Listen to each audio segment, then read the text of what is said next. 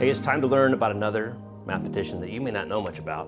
One of my heroes, actually, Thomas Jefferson. You may not know he was a mathematician. He was really interested in mathematics. Of course, the things he was known for, he wrote the Declaration of Independence for our country.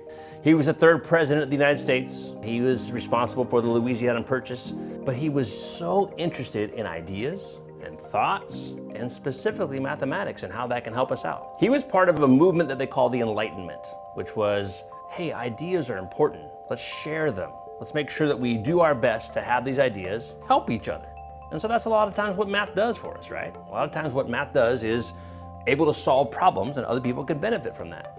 And so Thomas Jefferson, amongst his many political adventures, was also interested in doing some math. And here's one of the ways that he was able to bring math not only to his own life, but to other people's lives as well and make it a little bit easier. He invented a very, very simple but important plow for his farm. It's called the mold board plow. And I'll do my best to draw a little bit what it looks like.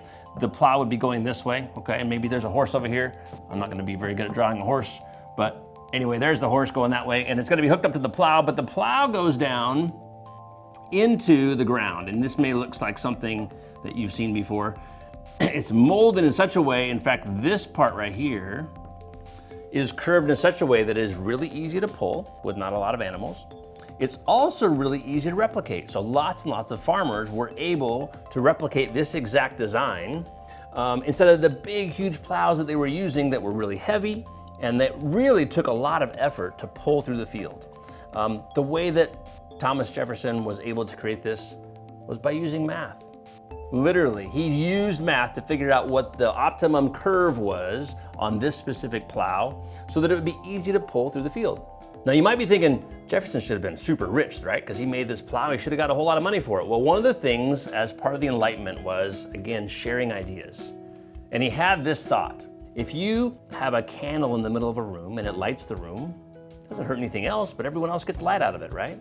So he said this: he who receives an idea from me receives instruction himself without lessening mine. You don't do any hurt to me if you take my idea and use it for yourself.